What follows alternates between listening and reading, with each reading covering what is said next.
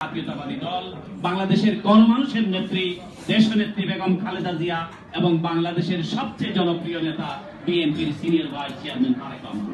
এটি হলো বাংলাদেশের মানুষের সঙ্গে বিদেশের ধারণার সঙ্গে সম্পর্কযুক্ত।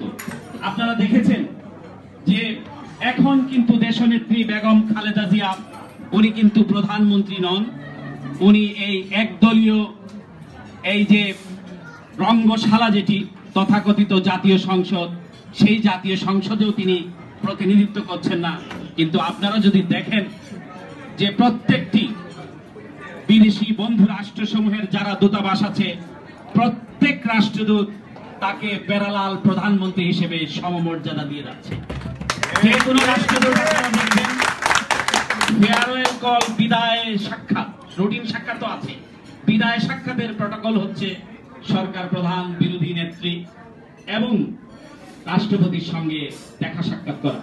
আপনারা দেখবেন, আমি ক্ষমতাধর রাষ্ট্রদের কথা বাদই দিলাম, তুরস্ক, কুয়েত, যারা যে সমস্ত বন্ধু রাষ্ট্র, তারা বিদায়ী সাক্ষাৎ কিন্তু একদলীয় প্রধানমন্ত্রীর পরপরই তারা দেশনেত্রী বেগম খালেদা জিয়ার সঙ্গে তাদের কৃতজ্ঞতা প্রকাশ করে যাচ্ছে। তারা দীর্ঘকাল যারা রাষ্ট্রদূতের দায়িত্ব পালন করেছেন সেই সহযোগিতার জন্য তারা ধন্যবাদ জানাচ্ছে। সুতরাং বহির্বিশ্ব মনে করে, যুক্তরাষ্ট্র সহ, যুক্তরাজ্য তো বটেই, একটি প্রসপেক্টিভ দল বাংলাদেশ জাতীয়তাবাদী দল, যাকে নির্বাচনে বাইরে রেখে একদলীয়ভাবে নির্বাচন করেছে। এ ব্যাপারে কোনো সন্দেহ আছে কারো?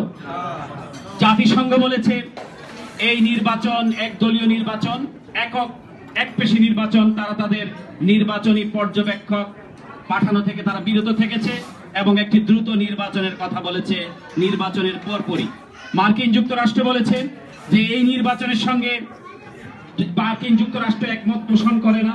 আপনারা দেখেছেন সেই সমস্ত স্টেটমেন্ট স্টেট ডিপার্টমেন্ট থেকে যেটি দেওয়া হয়েছে, ওয়াশিংটন থেকে এবং ঢাকা থেকে যেটি বলা হয়েছে যে আমরা একটি দ্রুত অংশগ্রহণমূলক, অংশীদারিত্বমূলক, পার্টিসিপেটরি, ইনক্লুসিভ ইলেকশন আমরা চাই, এটি যুক্তরাষ্ট্র বলেছে।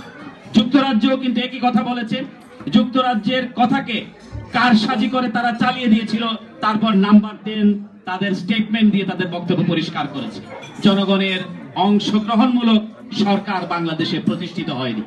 আপনারা যারা ভাবেন, হতাশায় ভোগেন কেউ কেউ, ঢাকায় বিদেশে নয়, যে বাংলাদেশ জাতীয়তাবাদী দল বোধহয় ক্ষমতা থেকে অনেক দূরে, অথবা বাংলাদেশ জাতীয়তাবাদী দলের উপর যেরকম ষড়যন্ত্র হচ্ছে, চক্রান্ত হচ্ছে, তাতে বোধহয় বাংলাদেশ জাতীয়তাবাদী দল তাদের কাঙ্ক্ষিত লক্ষ্যে পৌঁছতে পারবে না, এটি অন্তত আমি বিশ্বাস করি না। এ কারণে বিশ্বাস করি না যে যেখানে মানুষের, আপনি যদি নদীর গতি প্রবাহকে, স্বাভাবিক প্রবাহকে যদি বাধাগ্রস্ত করেন এবং বাধা দিয়ে যদি আপনি নদী চালাতে চান, এক সময় কিন্তু ঢেউ এসে বাঁধ ভেঙে কিন্তু পানিতে ছয়লাভ হয়ে যায়। তো স্বাভাবিক মানুষের স্বাভাবিক যে এক্সপ্রেশন, স্বাভাবিক যে কথা বলার অধিকার, মানুষের যে চলাচলের অধিকার, মানুষের কথা বলার অধিকারকে যখন রুদ্ধ করা হচ্ছে, মানুষ কিন্তু তার এক্সপ্রেশন করার সুযোগ পাচ্ছে না, সুযোগ থেকে বঞ্চিত হচ্ছে। এবং এটি কিন্তু এটির জন্য সমাজবিজ্ঞানী হতে হয় না, এটির জন্য রাষ্ট্রবিজ্ঞানী হতে হয় না। রাষ্ট্রের অর্গানগুলো যখন তার স্বাভাবিক গতি প্রক্রিয়া যখন বন্ধ হয়ে যায়, তখন রাষ্ট্র নিজেই দ্রোহ ঘোষণা করে এবং সমাজে একটি এনার্কি তৈরি হয়। এবং এ ধরনের একটি পরিবেশের দিকে বাংলাদেশ যাচ্ছে। আপনারা সাম্প্রতিক ঘটনাগুলো যদি লক্ষ্য করেন, এখানে কিন্তু বিএনপি নেই, বিএনপির সঙ্গে কোনো সংঘর্ষ হচ্ছে না। তারা নিজেরাই, কুকুর যেমন কুকুরের সাথে যে আচরণ করে, তারা একইভাবে নিজেদের কর্মীদের সাথে, নিজেদের নেতা কর্মীদের সাথে আচরণ করে তারা গুলিবিদ্ধ হচ্ছে এবং মারা যাচ্ছে।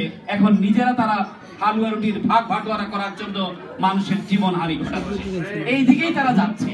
এবং বাংলাদেশ জাতীয়তাবাদী দল, যেটি বলছিলাম, বাংলাদেশ জাতীয়তাবাদী দলের যে অবস্থান আছে, সেটি যে অবস্থান ছিল সেটি আছে, বরং জনসমর্থন বাংলাদেশ তো বটেই, বহির্বিশ্বেও বেড়েছে। আপনারা জেনে খুশি হবেন যে এই যখনই কোনো বিদেশি যারা সরকারের সঙ্গে সংশ্লিষ্ট, অথবা রাজনৈতিক, বিএনপি যেহেতু একটি বৃহৎ রাজনৈতিক দল, অপরাপর রাজনৈতিক দলের যে সমস্ত নেতা আছেন, ডেমোক্রেটিক পার্টি, রিপাবলিকান অথবা লেবার পার্টি অথবা কনজারভেটিভ, তারা কিন্তু সকলেই জাতীয়তাবাদী রাজনীতির নেত্রী বেগম খালেদা জিয়া, বিএনপির senior vice chairman Tarek Rahman সম্পর্কে ওয়াকিবহাল এবং তাদের সম্পর্কে তারা জানতে চায় এবং তারা কিভাবে তাদের উপর যে কষ্ট, তাদের উপর যে নির্যাতন, সে বিষয়ে তারা আমরা যখন কথা বলি তারা নিজের থেকেই এই দল সম্পর্কে, দলের নেতৃত্ব সম্পর্কে তারা তাদের সহানুভূতি প্রকাশ করে।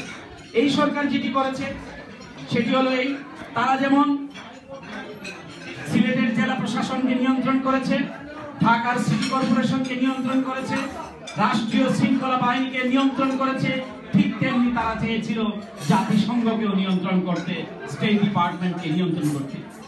এ কারণে আমি বলছি, আমি যখন জাতিসংঘের ক্রেডেনশিয়াল প্রাপ্ত হই তখন জাতিসংঘের রাষ্ট্রদূত তিনি জাতিসংঘের অ্যাসিস্ট্যান্ট সেক্রেটারি জেনারেলের সাথে দেখা করেন, চিঠি দেন, আপনারা দেখেছেন অনেকে বেরি নিউজ এবং অন্যান্য, এবং তারা আমার ক্রেডেনশিয়াল বাতিল করার জন্য তারা অনুরোধ করেন।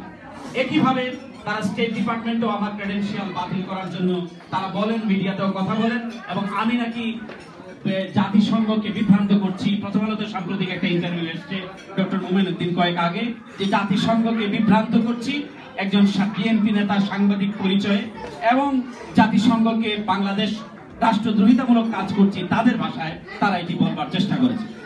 জাতিসংঘ, আমি অত্যন্ত কৃতজ্ঞ যে জাতিসংঘ তারা চুলচেরা বিশ্লেষণ করেছে। আমার সম্পর্কে একটি ব্রিফিং হয়েছে, রয়টার্সের এক সাংবাদিক প্রশ্নও করেছিলেন, তারা বলেছে মুশফিকুল ফজল জাতিসংঘে এই নতুন নয়। জাতিসংঘে আমি বহুবার কভার করেছি এবং জাতিসংঘের সবচেয়ে প্রেস্টিজিয়াস বডি যেটি United Nations and correspondent association, আপনারা জাতিসংঘের ওয়েবসাইটে গেলেও পাবেন আমার ছবি ইনশাআল্লাহ। এই বডিতে যেটি চিফ প্যাট্রন বান কি মুন, সেই বডিতে আমি সদস্য মনোনীত হয়েছি বাংলাদেশের কোনো এনওসি ছাড়া। এবং স্টেট ডিপার্টমেন্টের একজন সাংবাদিক হিসেবে আমি যেটুকু কভার করার কথা, আমার দুটি বিষয় আছে। আমি যখন সাংবাদিক হিসেবে আমি যখন কাজ করব তখন কিন্তু আমি পেশাদারিত্বমূলক মনোভাব পোষণ করব, সেটি বিএনপির পক্ষে হোক অথবা বিপক্ষে হোক। এখন বাংলাদেশে গণতন্ত্র নেই, এই কথাটিতে বললে যদি বিএনপির পক্ষে যায় আমার তো কিছু করার নেই।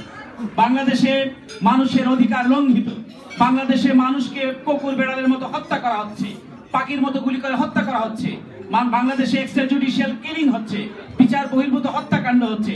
এই ঘটনাগুলো যদি আমি বলি অথবা আমার প্রসঙ্গে আসে, এটি তো বাংলাদেশের বিরুদ্ধাচারণ হলো না, এটি যারা করছে তাদের বিরুদ্ধাচারণ। বরং তাদের যদি লজ্জা থাকতো তারা তাদের দায়িত্ব থেকে সরে দাঁড়াতো এবং বলতো আমরা সোশ্যাল জাস্টিস এনশিওর করছি, আমরা গণতান্ত্রিক অগ্রযাত্রাকে অব্যাহত রাখার চেষ্টা করছি।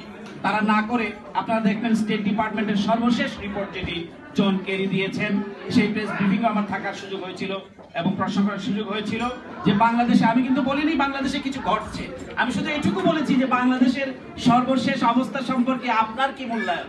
ইনি যে এই কথাটি বলেছেন, আপনারা গিয়ে ওয়েবসাইটে একটু দেখেন যে কিভাবে বিবরণ। আমি কিন্তু বলিনি 151 জন বিনা প্রতিদ্বন্দ্বিতা নির্বাচিত হয়েছে, আমি বলিনি একতরফা ভাবে এই সরকার চালাচ্ছে, কিন্তু তাদের আপনি ওয়েবসাইটে গিয়ে দেখবেন যে তারা কিভাবে বর্ণনা করেছে।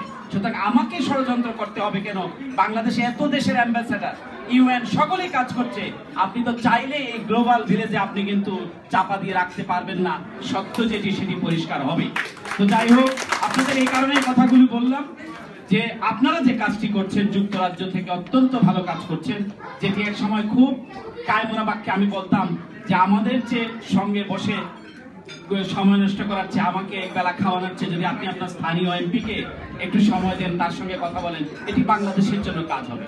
নট নেসেসারিলি আপনি বাংলাদেশের বিরোধিতা করবেন, বাংলাদেশের পক্ষে যদি দুটি কথা বলেন সেটিও কিন্তু বাংলাদেশের জন্য কাজ হয়, সেটি কিন্তু খুব সফলতার সঙ্গে আপনারা করছেন। অনেক সংসদ সদস্য, ব্রিটেনের হাউস অফ কমন্সের সদস্যদের সঙ্গে, হাউস অফ লর্ডসের সদস্যের সঙ্গে যখন এই সমস্ত পরিচিত মুখদের চেহারা ফেসবুকে দেখি, তখন আমার ভাবতে ভালো লাগে যে আমাদের ভাইয়েরা যারা আমাদের এই বাংলাদেশকে ভালোবাসেন, জাতীয়তাবাদী রাজনীতিকে ভালোবাসেন, আমাদের আদর্শকে বিলং করেন, তারা মূলধারার রাজনীতির সঙ্গে পরিচিত হচ্ছেন, এমপিদের সঙ্গে কথা বলছেন, এটি কিন্তু আমার সবচেয়ে বেশি তখন আমি আবেগে আপ্লুত হই, আমার ভালো লাগে, এটি একটি ভালো লাগার বিষয়। তো যাই হোক, আমি আর আপনাদের ধৈর্যচ্যুতি ঘটাতে চাই না। জাতীয়তাবাদী স্বেচ্ছাসেবক দলের 35তম প্রতিষ্ঠা বার্ষিকীতে আপনাদের উত্তরোত্তর সাফল্য এবং সমৃদ্ধ কামনা করছি। একই সঙ্গে প্রার্থনা করছি আপনাদের সকলের সম্মিলিত প্রচেষ্টায় এই জালিম সরকার একদিন বাংলাদেশের মসনদ থেকে বিতাড়িত হবে, গণতন্ত্র উদ্ভাসিত হবে, মানুষের কথা বলা অবারিত হবে, মানুষের চলাচলের স্বাধীনতা উন্মুক্ত হবে এবং বিশেষ করে এই যে সরকার যে নির্যাতনমূলক নিপীড়নমূলক কার্যকলাপ চালাচ্ছে, নিশ্চয়ই তাদেরকে একদিন জনগণের কাঠগড়ায় দাঁড়িয়ে এর জবাবদিহি করতে হবে। এই বলে আপনাদের সমৃদ্ধি কামনা করে আমার বক্তব্য এখানেই শেষ করছি।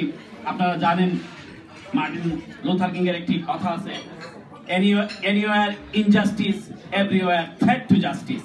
কোথাও যদি বিচারহীনতা থাকে, ন্যায় বিচার যদি লঙ্ঘিত হয়, এটি পৃথিবীর সমগ্র জায়গার জন্য এটি একটি থ্রেট। নিশ্চয়ই আমাদের বন্ধু রাষ্ট্রগুলো সেটি অবজার্ভ করছে, তারা দেখছে। এই বলে আমার কথা এখানে শেষ করছি। আল্লাহ হাফেজ। বাংলাদেশ জিন্দাবাদ। শহীদ রাষ্ট্রপতি জিয়া রহমান অমর হোক। দেশ নেত্রী বেগম খালেদা জিয়া জিন্দাবাদ।